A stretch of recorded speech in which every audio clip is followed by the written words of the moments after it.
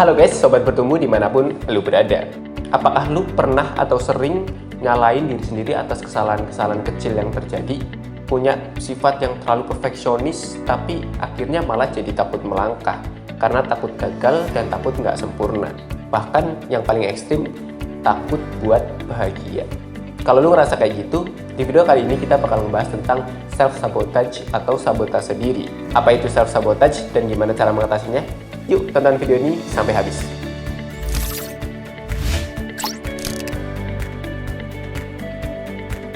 Self-sabotage atau sabotase diri adalah suatu tindakan menghalangi atau merusak dari niatan dan tujuan yang lebih besar. Akibatnya, hal ini bisa menghambat karir seseorang. Penyebab dari self-sabotage ini salah satunya adalah pengalaman buruk di masa lalu. Misalnya kayak luka pengasuhan gitu. Mungkin waktu kecil kita pernah dimaki-maki sama orang tua kita sendiri gitu. Dicap jelek, bodoh, gak berguna, dan sebagainya. Atau penyebab lainnya karena rendahnya konsep diri atau kesadaran diri atau self-awareness. Nah, terkait self-awareness ini kita udah pernah ngebahas di video yang sebelumnya. Lu bisa cek video kita yang sebelumnya, linknya gue taruh di deskripsi. Selain itu, seringkali orang-orang yang ngelakuin self-sabotage itu nggak sadar kalau dirinya ngelakuin self-sabotage. Ya karena tadi kurangnya self-awareness. Nah, gue bakal nyebutin beberapa contoh perilaku self-sabotage dan gimana cara mengatasinya. Yang pertama, menunda-nunda atau prokrastinasi.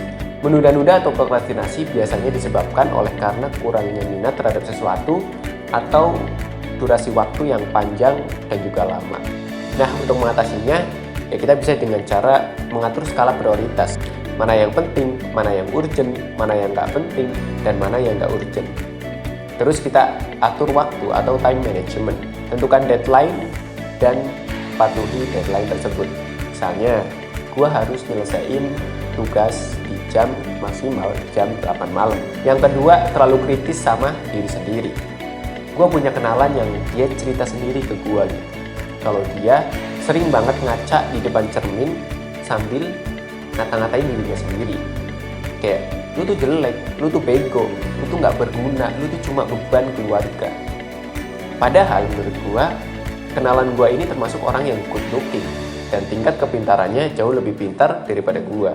Nah, kalau lu relate dengan cerita tadi, tenang aja, lu nggak sendiri dan kita bisa mengatasinya bareng-bareng. Caranya gimana? Belajarlah buat lebih bersabar sama diri sendiri.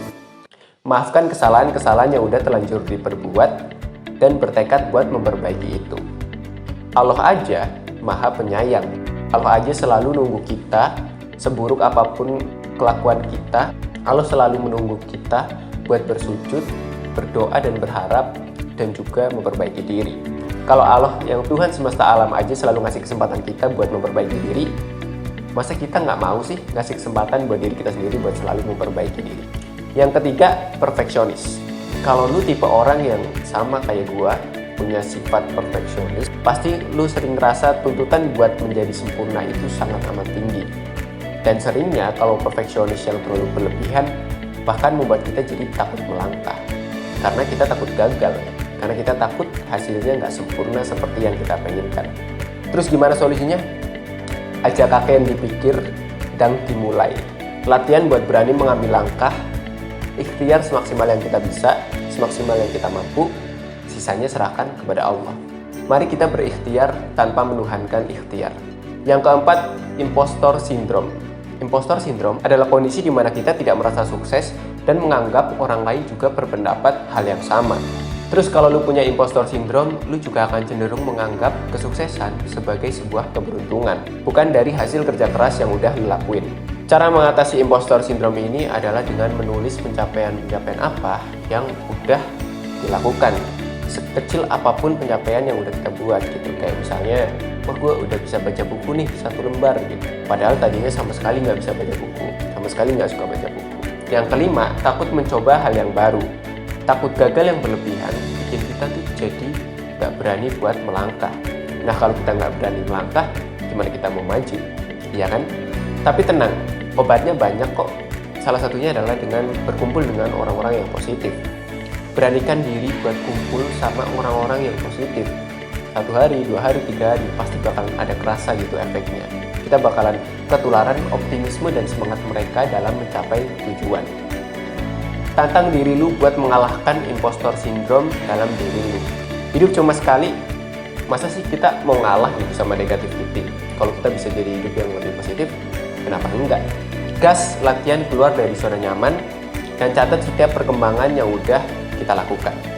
Tulis dengan objektif bahwa pasti ada kekurangan dan kelebihan, yaitu hal yang wajar gitu. Namanya juga manusia. Nah, itu tadi tentang self-sabotage dan gimana cara mengatasinya.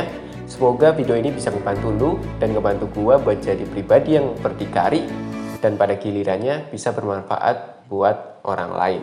Gue Camsa dari Anar Kreatif. Semangat!